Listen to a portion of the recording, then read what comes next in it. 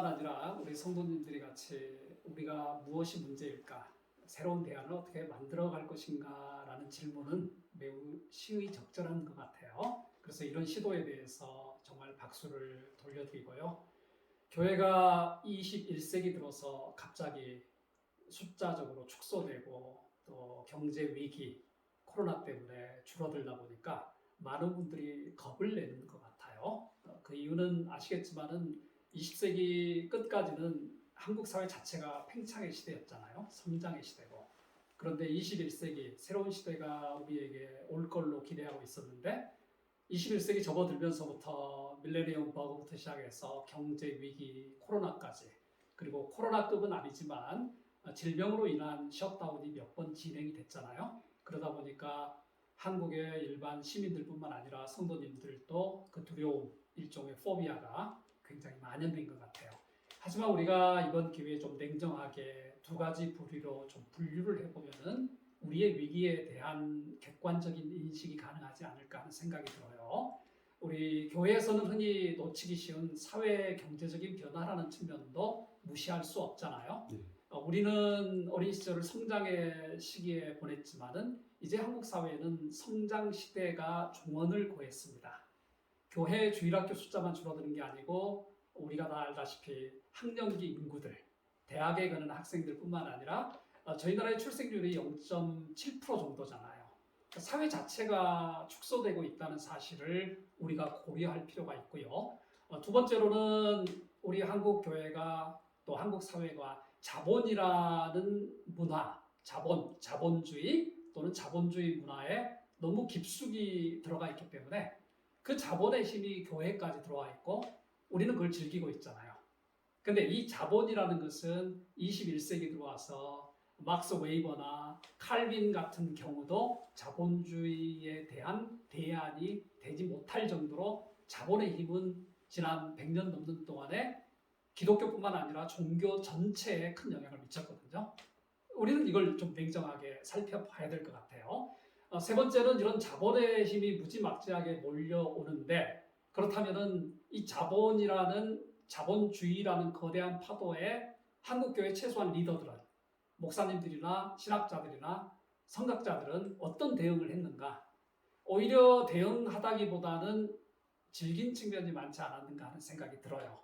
그러다 보니까 최근에 지난 30년 동안 불었던 만본주의에 기반한 세습, 다들 껄끄러운 이야기지만 사실 되게 중요한 시점이잖아요. 그리고 세련된 어떤 자본의 총화라는 게 있잖아요. 세련되고 멋지고 거기에 어떤 이런 외투를 입은 듯한 외형들, 멋지구리하지만 사실은 본질에 있어서는 많이 떠나간 게 종교적인 현실 아니겠습니까?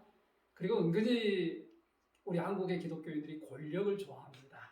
권력을 싫어하는 것 같은데 예수님이 가장 싫어하는 것들을 가장 매력적으로 느끼게 되는 것들, 그리고 학생이 없는 선생들만 대폭 늘어난, 저도 신학을 했지만 제가 신학을 안 했어야 되는데 신학을 하는 분들이 너무 많아요. 왜 은혜를 조금만 받으면 다 신학교를 가야 될까요? 그런데 신학교를 가서 정말 예수님의 말씀처럼 살면 좋은데 신학생만 딱 되면은 남들을 가르치려고 해요. 절대 남의 말을 잘 안 들어요. 왜 이런 문화가 일어났을까?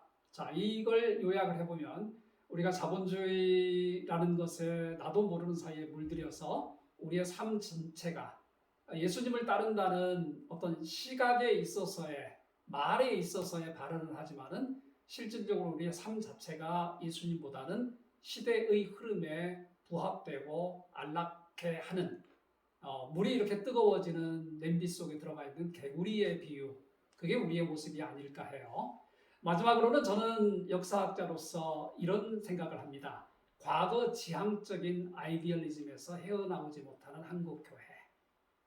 이게 사도행전 2장의 이야기처럼 가장 이상적인 한 모습이 마치 우리 삶 전체, 역사 전체의 모습인 양 나쁜 건 아닌데 그렇게 따라가고 믿고 어떤 그런 환상 속에 빠져 있는, 그러니까 현실에 대해서 냉정한 평가를 못하는 하나의 이념화된 과거지향적 아이디얼리즘.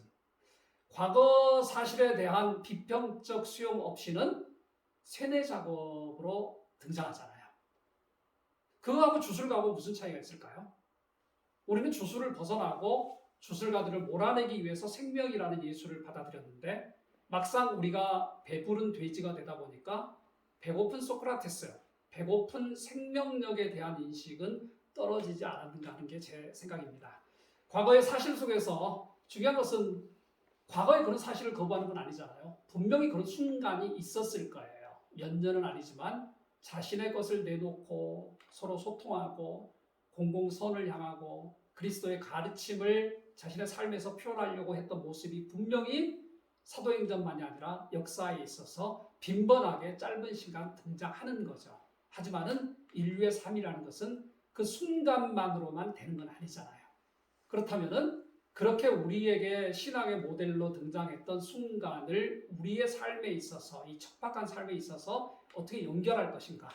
이거는 어려운 말로 해석하기라는 말을 표현하죠. 과거의 특정 아이디얼한 순간을 우리의 삶에서 어떻게 재해석해서 받아들일 것인가라는 고민을 우리가 놓쳤던 결과가 아닐까. 조금 더 어려운 말로 하면 성경 해석학의 원칙 아니겠습니까? 과거와 현재와 미래라는 시간축 사이에서 예수님이 우리에게 주신 명령이 있죠. 생명과 영혼이라는 영원한 현재를 살아가라는 어려운 부탁을 하셨거든요. 거기에 대해서 우리가 놓치게 되지 않았는가. 저는 우리 한국교회 위기를 탈피해서 다음 세대를 보기 위해서 흔히 많은 사람들이 주장하는 더 성경을 읽어야 된다, 더 기도해야 된다, 이런 거는 이미 저희가 과할 정도로 이미 한국교회 성도님들이 정말 우리가 시키지 않아도 눈물 날 정도로 많이 습관화될 정도로 열심히 하고 있다고 생각을 해요.